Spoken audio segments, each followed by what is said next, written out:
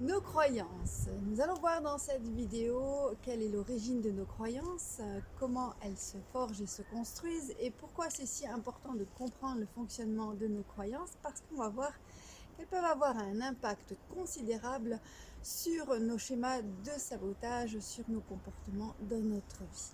Alors bonjour et bienvenue dans cette nouvelle vidéo d'Épanouie Vie. Je m'appelle Angélique, je te partage régulièrement des outils de développement personnel pour vivre en conscience et mieux vivre dans ta vie.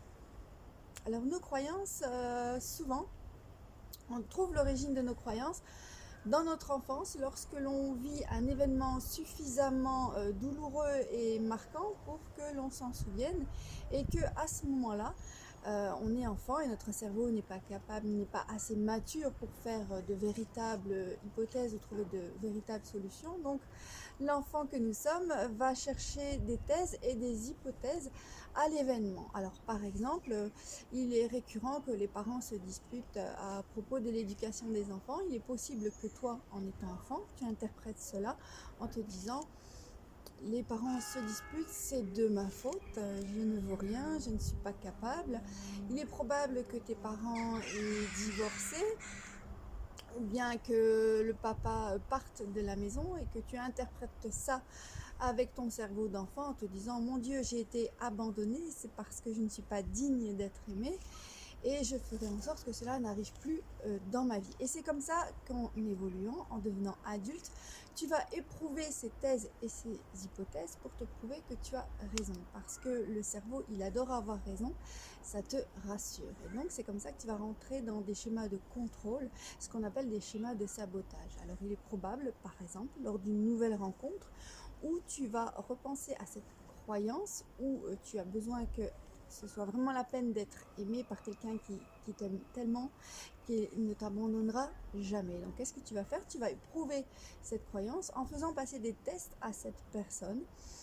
Mais bien sûr, tu t'arrangeras, évidemment tout ça c'est inconscient, tu t'arrangeras pour que ces tests soient impossibles à passer. Donc des choses que la personne ne peut pas accepter, des choses inacceptables, des choses qui ne vont pas respecter la personne. Peut-être qu'elle le fera au début et qu'à un moment donné, elle dira: oh là, ça c'est bon, il faut arrêter là, c'est pas possible.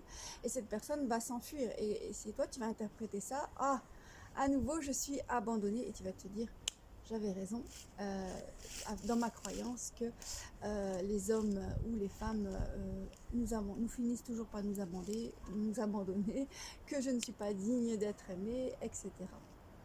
Mais en réalité, inconsciemment, tu crées la situation pour être rassuré dans ta croyance.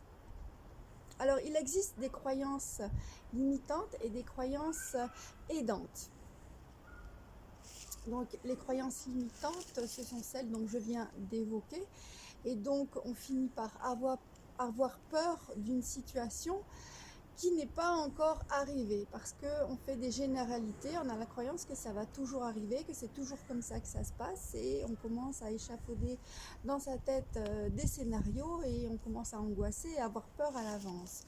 Donc ça, c'est les croyances limitantes. Elles te limitent parce que finalement, elles te sabotent, et puis aussi, elles t'empêchent d'avancer, d'oser, de bouger, d'essayer.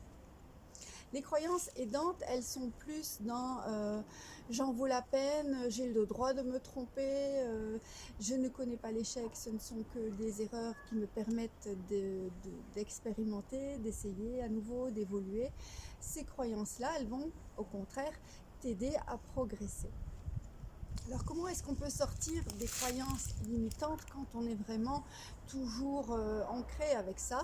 Eh bien déjà, tu peux éprouver ta croyance en interrogeant ton environnement. Et là, tu te rendras compte quelque chose, c'est qu'il y aura autant de croyances et de vérités que de personnes interrogées. Donc c'est assez surprenant, ça veut bien dire que ta croyance, elle n'est pas figée et que ce n'est pas forcément la vérité. Il y a plusieurs vérités qui existent. Tu peux également éviter les généralités. Alors prenons la croyance femme au volant, mort au tournant. Alors vraiment, toujours, tu crois que c'est vraiment toujours les femmes qui ont des accidents? Vérifie cela. Donc tu vois, il faut éviter de faire des généralités et donc je t'invite à avoir un esprit beaucoup plus ouvert et plus large et aussi te dire que après tout tu peux essayer quelque chose de nouveau puisque comme tu fais toujours de la même façon, forcément tu te prouves à toi-même que ça se reproduit. Donc essaye de nouvelles façons de faire. Voilà, des petits trucs pour t'aider à sortir de tes croyances limitantes. Évidemment, mes vidéos sont toujours assez courtes, hein. Elles te donnent un guidage déjà pour te sortir de tout ça, mais ça ne remplace jamais une séance chez un coach. Donc n'hésite pas à prendre rendez-vous et n'hésite pas aussi à partager cette vidéo. Si tu connais quelqu'un à qui ça pourrait aider, partage cette vidéo, like. N'hésite pas à me mettre en commentaire, ça m'intéresserait de savoir, et toi, quelles sont tes croyances et quel impact elles ont sur ta vie, ou pourquoi pas si tu as réussi à sortir de certaines croyances, comment ta vie a été transformée par rapport à tout ça.